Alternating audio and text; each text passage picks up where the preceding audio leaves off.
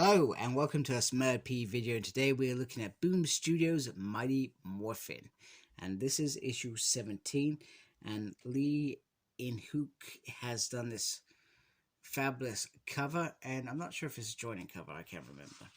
So first of all, let me apologize because I am really behind on the Power Ranger line. So I will make a real effort to catch up on that. And we actually have a new writer on this issue, Matt Groom.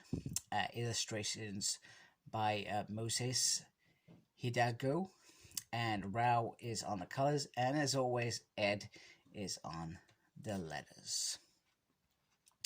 And there's a special thanks from Hasbro in there, because I'm presuming they had a little chat about this from Ryan. I'm not sure what Ryan's involvement is with the Power Ranger comic world now. So the Rangers find it difficult to, after the war that they've won, because the command center is damaged. They're trying to salvage it, but it is almost unsalvageable. And literally looking and investigating underground, it's a little bit better, a little bit more stable under there. But there is lots of energies and wires that could pose a danger. However, they question, is the top part just as important as the below part? If the below part's where the information is stored, etc., it's like a building. You have your IT comms room where everything's kept and controlled and safe, etc. So if anything went down on you, most things are retrievable. This is something sort of similar. However, Zordon emphasizes that the surveillance, communication capabilities, and cloaking of the power chamber is all kept in this upper area. Also, without it, they won't be able to be Power Rangers. So they are acceptable to being really badly hurt here. They are in a complete weak state of mind at present. So they want to get a new command center is the plan. And because this one was just an outpost, so they can go get one, because there are lots of outposts and they just need it to create a new one, which is pretty interesting. Let me turn the page. So they have plan, but they have to err with caution, because it could be dangerous, very dangerous, because there could be Outarians wherever they go. However, Zordon makes his case that Earth is his home now. He's been thinking that he was still part of the Outarian world, but clearly he's not. Also, they don't want to ruin any more relations as well. So there's a lot of challenges with this about transferring this command center to Earth, and they are going to go off into space to go and retrieve it and rebuild a new one. And Rocky also has responsibilities on Earth that have been neglected recently, and he acknowledges that with a quick little statement that there are things to do here as well as going into space. And his phone's ringing, and it's sort of time to go home. And then Billy emphasizes to transport this matter, it's more of information rather than matter, or something along those lines, etc. So how they transfer it from one place to the other. So meanwhile, back on Earth, Rocky and his mum catch up, and the kids are all his brothers and sisters, please see him. However, she's got a dilemma. She's got to go to Dallas, because if she doesn't, the branch in Angel Grove may be closed down because it's a hazard. It's dangerous. The insurance premiums are probably through the roof. So she's going to go fight that. And he realizes that this clashes with their space mission, and he may potentially have to stay, even though he tries to blag and say, oh, I've got a trip. school trip. Well, she's like, can you not get out of it? Meanwhile, there is something going on with the moon. The moon has quite simply disappeared, gone, without a case. And meanwhile, back in Prometheus, they are also rebuilding it. And it's established that the moon is still there, but it's sort of been hidden, cloaked, whatever you want to call it. So they also have some guests arrive, and it is Zordon and Tommy and Billy.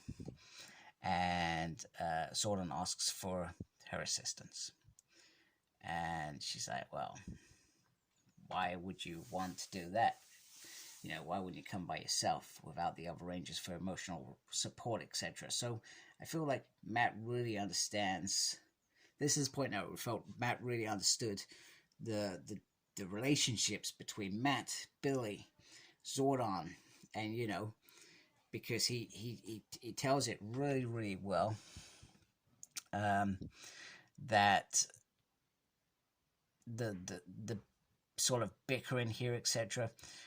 You know, but he says they've got a plan and they want to tell it to you. And she says, "Oh, you're giving up your power. That's most suspicious thing you've ever done." Sort of. And they ask her for help. They say the power chamber is vulnerable. We've got to go on a mission. We also need your help with a Taurean ship that you've got to get us there. Meanwhile, Grace says, "Well, you know, why, if you're strategically vulnerable, why would you trust me with this information? I've stolen from you. I forced Billy to lie to you. Perhaps I'm not the ally that you think that I am, etc." And Billy emphasizes, "Well, I'm right here." And so they need to keep chamber shape. They need Prometheus' help to do that, and the Green Ranger's help to her.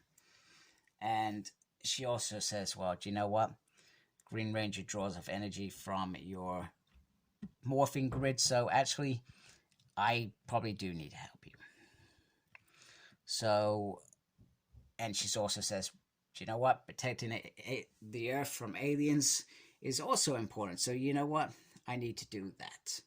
And these sort of agreements, it's almost like she still has a dig. She says, "If it means helping you, I'll do it if I protect the Earth."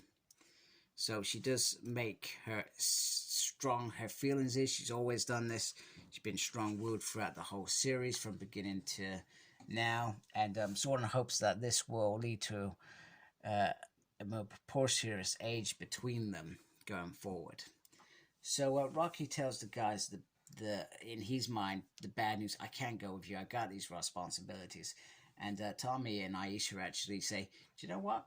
We actually agree with this. We were thinking one of us may have to stay behind because we may trust Grace and Matt to be the Green Ranger. However, this is our home. This is our place. This is our, you know, where we go to work together to save the world, etc." So it fits in perfectly. So the ship goes off. He makes a joke. "It's been damn 2 seconds." And Rocky is already under attack. The command center is under attack by these little robots. And you may notice fondly, these look like little Mondos.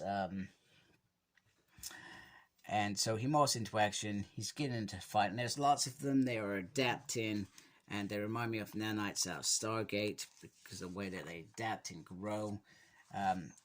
However, while he's getting caught out and about to be eliminated, Matt comes flying in to save the day, which it actually makes sense that happens to perhaps solidify some of those relationships. But I also thought it would be quite cool for Rocky to handle things on his own as well. So, but hey, the guys were out of comms range. The killer robots came in. Now, bring on the new bad guy. This is King Aradon. This little dude here. He's probably like a minion. and they've established that now is a perfect time. Zed is gone, the Power Rangers are weak, etc., and they've gone off. Now is the perfect opportunity.